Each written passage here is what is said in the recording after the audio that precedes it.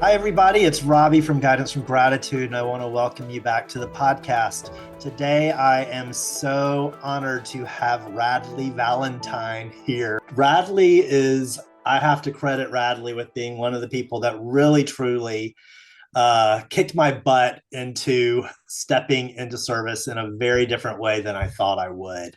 And so he's the perfect guest for me to have this conversation with about this path to purpose. So, Radleigh, welcome. Thank you for being here. Oh, anytime, Robbie.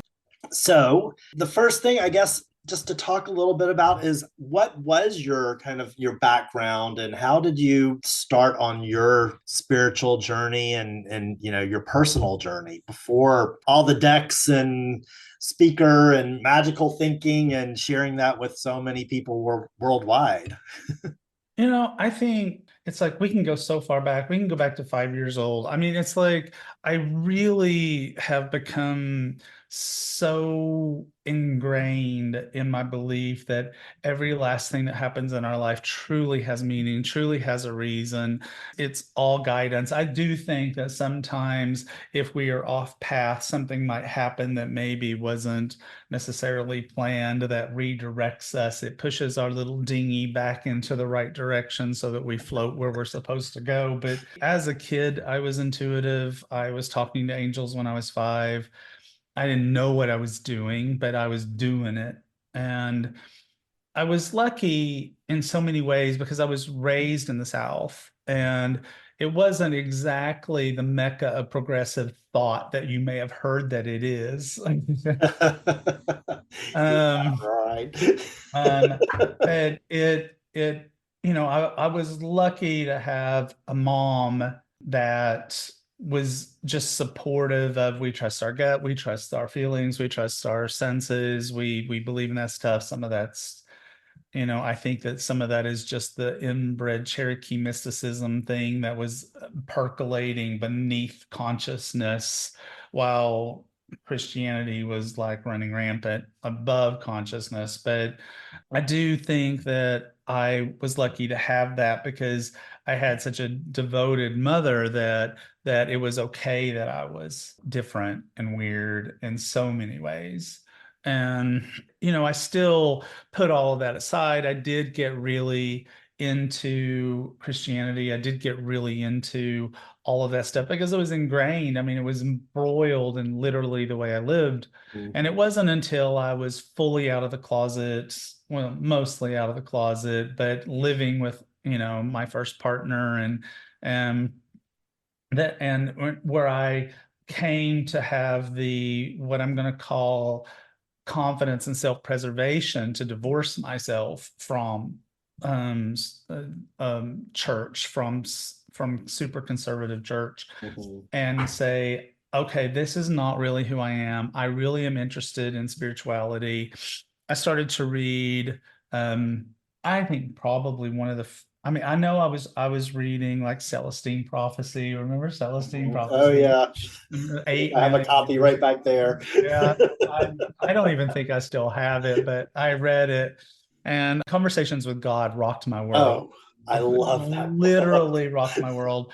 It's like I've never gotten to meet Neil. It's like I seem to always like be missing him. And if he's listening, sorry, Neil, but I wasn't super crazy about the rest of the books, but book one Book one. was the bomb. Yes. And I think it really colored so much. I had a partner who gave me John Holland's Born Knowing. In my early 20s, I really started to like expand into spirituality. I really got into Angels, Angels Speak by Barbara Marx and Judy Griswold. These are the things that were really coloring what I believed and where I was headed. But it wasn't really until I'd done the whole mainstream career thing Mhm. for like nearly 20 years that I started to go, I can't do this anymore. I really want to go into my spirituality Mhm. and as a career. So having good teachers was a lot of it. It matters. Having people that will poke and prod you as you like to say, kick your butt. Though I don't really think I kicked your butt. All I did was like go, here's the door, and I opened it, and you were like, okay, I like that door. I'll go through. But Well, I I didn't like the door, but I knew I had to go through. oh, okay. Well, so I mean, that's like the first 35 years in a nutshell, Yeah, you yeah. know. But then getting into it from the standpoint of a career was a different thing. How did you start taking those first steps into doing it as a career, knowing that that was the path? What were there just signs along the way that really made it clear that you needed to do that? I know you mentioned just not being satisfied in the career that you had before, but what were like things that you started to notice or feel that just made you move in that other direction? I have to quote my ex Mike, or credit my ex Mike for giving me Born Knowing from John Holland, because that really was such a catalyst. And I'm so proud that after all these years, John Holland is a close personal friend. I have his cell phone number. We text. So it's like I love that, and I think he loves that too. But that was really the thing where I was like, okay, here's this person. He's doing this as part of his life purpose, his mission, his career, all of it. I want to do that. And so I signed up for his class, his mediumship class. Okay. And it turned out that I was, unbeknownst to myself, very mediumistic. That was John's words. And so I thought I was going that way. At the same time, someone was like, oh my gosh, you're into angels. You should take this angel class. You will love it. Never heard of the teacher before in my life. And yet everybody on planet Earth had heard of the teacher, and her name was Doreen Virtue. Yeah. And so I signed up for her class, and it just wound up by logistics that I actually took her class before I took John's, which I also, she taught mediumship in her class. So I also always kind of thought maybe she warmed me up for John, And so when I walked in, I was already vibrating. But those two classes really like cemented my desire. Those two things whetted my appetite to take every last class I could. Yeah. Oh, it's like, who else is teaching? What can I learn? Yes. I took literally everything that Doreen ever taught. Well, except for one. There was one class that I never took, but nevertheless, I took nearly everything. I just immersed myself in it, and I really just committed myself to it. And then I didn't make it happen. We can commit ourselves, and maybe it's not the right time. Maybe we're just not ready. But it didn't happen for me at first, and I went back to accounting, that, and did that for 2 more years in a terrible place, and came out of that experience going, no, I really am going to do it this time. And then it happened.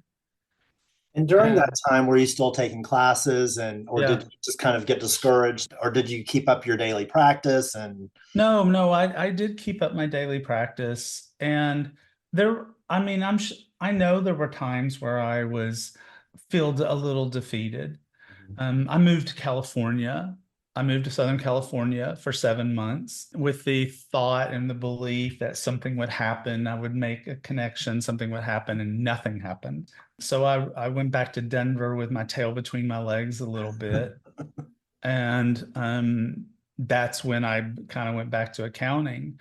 But one of the things that for me that has kind of come out, I feel like 2020, 2021, 2022, 2023 have been pressure cookers for us as a people, as for us as a race. And as much as I've been verbal about hating 2023, I've been very verbal about it. I don't mind that people know I hated 2023. And for lots of and it was personal stuff, but also professionals. It was all kinds of reasons.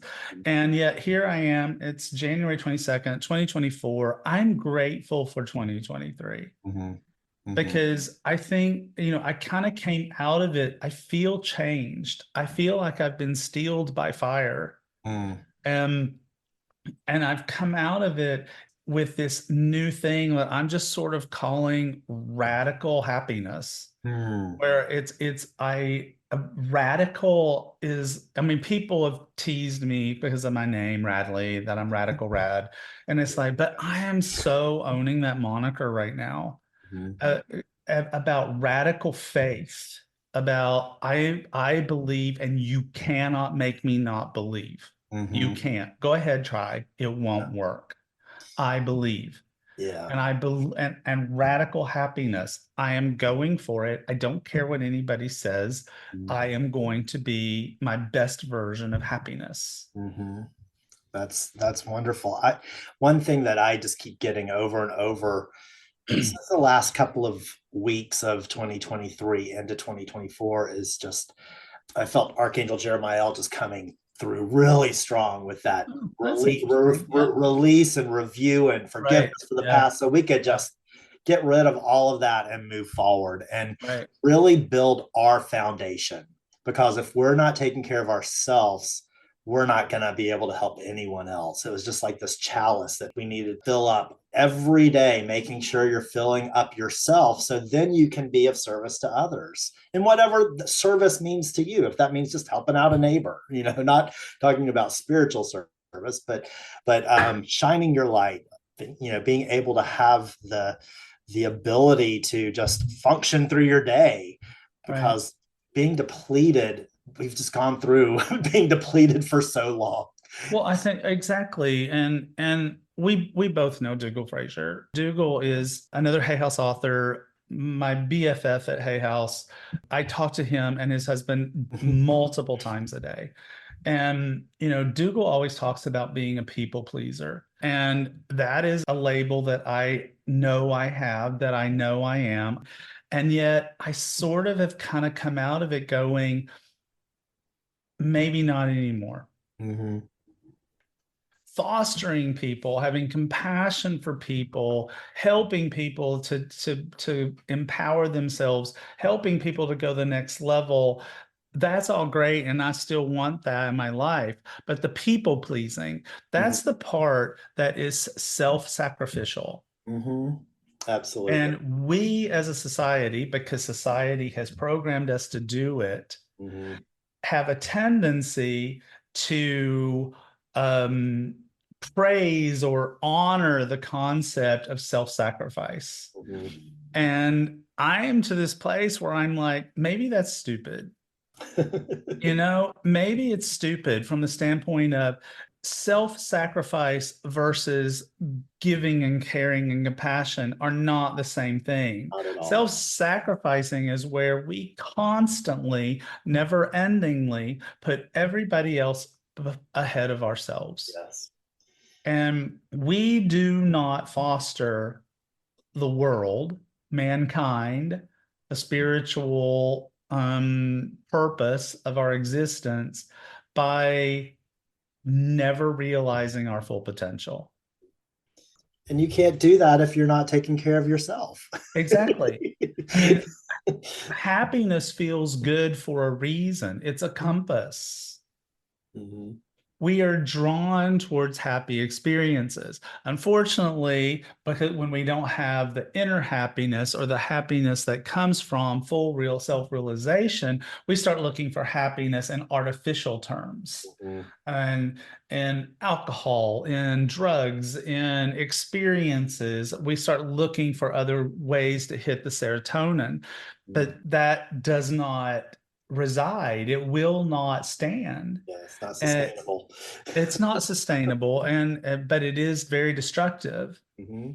And so it's we have to follow the path towards happiness because it will guide us to a place where we are better servants to other people. Absolutely. Absolutely. And again, just that the importance of especially practitioners, people who are teaching and expending all of this energy on others, just making sure that you're not drained. And that Right. and it's something that took me a long time to realize, like even in friendships, just Oh like, God. wow, okay, this is too much. I got to take a step back. You can love the person, you can care about them, but you have to take a step back. I want to go back to something you were talking about a while ago about the Sure. courses and the content that you started learning. And I just have to give you credit for your Halls of Archangel. Uh, Oh, that Hall of that was Archangels. kind of my one of my entries into the angels, and it was such a powerful program, and the way you presented your love for the angels, it just exuded from the every word that you shared, and just your joy and the humor and the lightness and all of that just came through in that program so much. I don't know if that's still available for people It is the to Hall of go on your Archangels. website, but they No, should absolutely. absolutely, if you haven't, if you're interested about angels, do Radleigh's Hall of Archangels program. Yeah, no, it's out there. Fantastic. But you know what? I think what you're tuning into is so totally on point to what we're talking about. Doing the Hall of Archangels was a total joyful experience for me. And for people who've never seen Hall of Archangels is a series of 15 videos, and it goes through the 15 primary archangels in the system that I work with.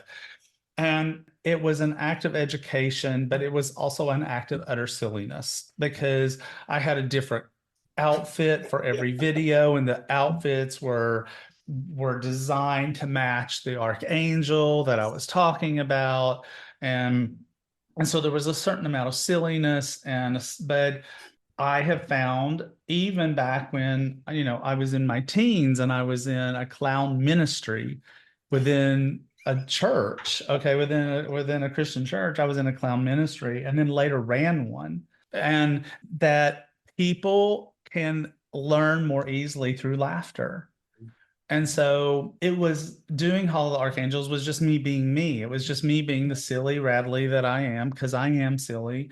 And, wearing a purple and green football jersey to represent Metatron, which me in a football jersey is ludicrous in It's and of pretty funny in itself, itself. Yeah. right? It's silly. I think that one of the things that has really mattered to me and what I teach is trying to make complicated concepts easy to understand. And that's Hall of Archangels is easy to understand. It's like, okay, it's this archangel, this is what they do. Here's an example of what it's like. I still remember doing Ariel, who comes up with the wind, and Yeah. my papers flying everywhere because I did it outside because I wanted to be in nature with Ariel, and wind is blowing my stuff. These are the things that I like to say you can't make up. Yes. And so it's easy to understand. And I'll get you a link. We can get you a link to for your listeners. I loved it because it was one of the first programs I did around the Archangels. And then I did your mastermind weekend, which, Right. like through that, it really was, why isn't this working? I was trying to force things that weren't really for me, but, with my background and my project management and my tech stuff, I was like, this is what I'm doing. I'm going to produce events for other people. And then came out of it, oh, I have to do this stuff over here, which I never wanted to be the guy doing the readings or stepping up and doing holding the conversations or leading a group. Well, here But you that's are. kind of here I am. And you saw it. And when I Right. said, why isn't this working? You're like, yeah, you'll figure it out. you Yeah. know? So, but that's I love about, like, you're just always so encouraging and so supportive, and your work throughout all of your decks and all of the books and everything that you've produced is that warmth and joy for what you do. It's never scary. Like, I remember when I first got the Angel Wisdom Tarot, which is now the only deck that I use for Tarot. Thanks. And I remember in the mastermind, I was like, oh, I use Rider Waite. And you were like, wow. I haven't used that deck in years. I have to go and get it from my closet, you know.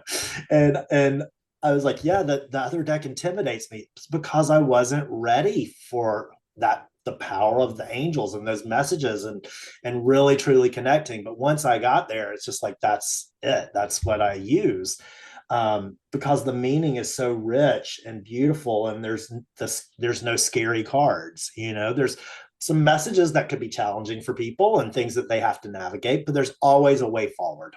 There's always that spirit of, let's move forward. Let's see how we can help you to move past whatever it is right now.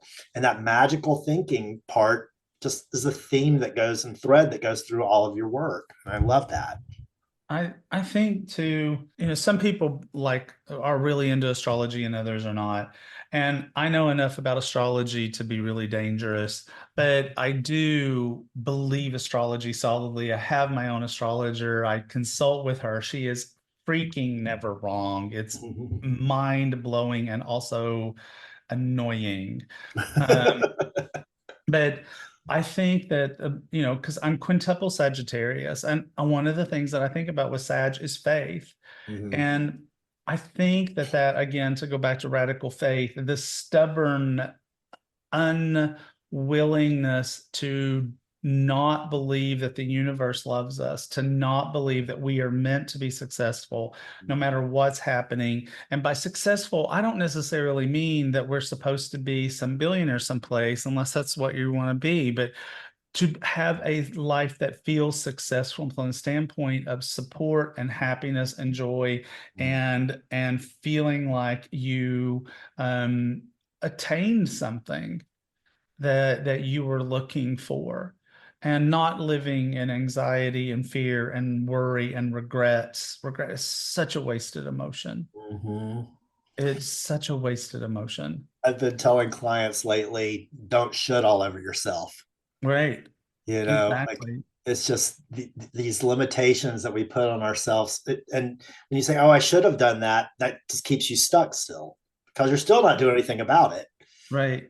And No, it's true. And I mean, regret to me has one purpose and one purpose alone. And it is, if you have done something that you feel embarrassed about, ashamed about, or wish you had not done, then regret has one purpose, and that is to learn not to do it again. After that, it is wasted energy. It is, like you said, it's just going to hold you in place, sitting around and fretting and being in a place of regret. It's there are aspects of my life, even a most recent one not too long ago, a couple of years ago, where it's like, if I wanted to, I could sit there and go, we never should have done this. Why did we do this? This was dumb. And, and yet it's like 2 years in, I'm like, okay, no, I get it. I get why we did it. But we made a decision, we made a choice, me and my husband, and we did it. It doesn't mean we have to stay in that choice. We learned what we needed to learn, and we gained what we needed to gain, and now we can make a new choice. My greatest sadness, I think, in the world is to watch people sit in their unhappiness out of fear, out of unhealed trauma, out of fear of pain or regret. It's like, don't just sit there. Move. Yeah. Do something. I found these books. Well, long story. I'll abbreviate it. But when I was in Hawaii one time, I was walking this labyrinth, and I was doing like a gratitude practice and just thanking my guides for being with me and helping me establish this business and my practice, and for all of my teachers and I asked if there was anyone else I was supposed to work with, and I heard yes, and I'm like, whoa, that's crazy because I don't normally hear things like Here. that. Yeah. Yeah. And then I heard, okay, and who is it? And they said Emmanuel. I was like, okay, Emmanuel. Oh, here we go, Emmanuel. And what's Emmanuel supposed to help me with? And they said success, which I thought was really weird because success to me is the end of a process and it's the end of something. And this felt like something new. And so I had to step away and really think about it, and started tuning into to Emmanuel. And I created my Oracle deck from that. Like literally, I was on the phone with somebody from the mastermind one day, and we were just chatting away. And I said, I have to go. I'm getting all these messages that I'm supposed to put on into my deck. So I did that and got that out. So the day I turned in my deck to the printer, I went to a bookstore here in Woodstock and found, and as I walk in, I was telling the woman, oh, I just turned in my first Oracle deck. I'm so excited. And this man walks in right behind me. He says, hey, do you have those books of the channeling of Emmanuel? I'd never heard of these books. This woman named Pat Rodegast wrote several books, messages from this guy Emmanuel, and I almost blacked out. I literally just like did the gay gasp, and told the story to the owner. But one of his biggest messages is saying yes. say yes and take that next step forward. You might Right. not know where it's leading you, but at least you're not in that moment of inaction. You're not stagnant. You're saying yes and trusting that the universe is leading you to where you need to be. It reminds me of your chariot card and in Angel Wisdom Tarot. There's these beautiful unicorns, balance. You have to be Right. balanced so we can say yes, so we know what we're saying yes to. Can't make decisions from this crazy scattered place. And there's no reins. Metatron's just letting those unicorns take him exactly where he needs to be. And but we have to say yes to being led. Right. To invite in our spirit partners to be there with us. So but yeah, it's that the importance of just saying yes. You might not know what that's going to be, but just say yes and take that next step. Embrace life. Yes, Yeah. absolutely. Yeah. But don't say stuck. No. Don't say stuck. Well, speaking of not staying stuck, I know that you have projects on the horizon all the time. Yeah, You're I the do. busiest I guy I do. know. I And do. I was excited to see, I think it was in yesterday's newsletter. You have a newsletter that you send out so people can sign up for that on your Mhm. website with weekly messages and your message for the week. You have a new deck coming out, and I think it's in March, right? It comes out March 5th. It's called Animal Guides Tarot Cards. So I'm very excited about it. I have another deck coming out in October Wow. called, it's my first affirmation deck. So it's Angel Affirmation Cards. So I'm excited about Hey, that. oh, I that's just wonderful. signed a new contract with Hay House. So that's coming in October of 2025. And I have another deck after that in October of 2026. So I'm a crazy Wow. person. You are. You're always creating and saying yes. But on that note, it's like, as you know so well, it's like balance and boundaries are my words for 2024. Yes. And I think we could ask a certain dude with a beard we both know. I am taking that very seriously. So I am really serious about boundaries and balance, and I'm trying to stay in there. Yes. I'm not always doing a great job of it, but I'm doing better than I ever have. So That's I think good. too, I think this whole thing, like last year I had two products. The year before there was just one. Then last year there was two. This year there's two. I think one product a year is the new rule. Yeah. You're not just releasing a product, then you're creating workshops and classes Right. and It's a whole just it's thing. a whole thing, Yeah. and yeah, it Yeah. really is. It's It's a a whole lot of thing. work. Well, I just appreciate you coming on and chatting with Of me course. today so much. Happy to I do it. I don't know if I ever shared this with you, but during the mastermind, then it's so funny because I was reminded of this. In my Muggle job, I'm back working for a TV network, and I review content through the lens of social appropriateness. And I was just watching a biography of Beyonce right before we came Oh, on, okay. one of the things that she said that she was quoted as saying is that she is so grateful that God brings the right people into her life and keeps the right people away. Right. And that's how I feel about you, is that Um, God brought you into my life. And even I'm going to get choked up here. Um, Even sweetheart. during the mastermind, I said, Raguel, I want Radleigh to be, a friend and someone that I can learn from. And then there we go, Raguel. There Thank we you. go. That's how It was just so. I just want to thank you and for giving me this wonderful journey to learn about the archangels and just how you've helped so many people find their path, find hope, and find that magical thinking of how to just travel through life with a little more ease and grace and beauty. So thank you for sharing that with the world. You're And very kind. You're very sweet. I'm glad to do it. all right, well, everybody, check out Radleigh's website, radleighvalentine.com. I'll put all the comments so you can find it. We'll get you information about how to get the Hall of Archangels, purchase that. He also has other workshops and things available on his website, and get his decks. Like I said, he has the Animal Guide deck, Tarot deck coming up, but my absolute favorite is the Angel Wisdom Tarot. And yeah, kind of my favorite too, but don't tell my other decks. I don't think they will mind. They all have their wonderful purpose. Yes. So, all right, Radleigh. Well, thank you so much for coming on and chatting with my pleasure today and sharing your journey. My pleasure. All right. Bye-bye. Bye. I hope you enjoyed my conversation with Radleigh today. If you did, you can find additional podcasts on the website, robbiekearns.com, and you can sign up to receive notification for additional episodes that will be released monthly. Also, if you'd like to learn more about the services I offer, you can at my website, robbiekearns.com.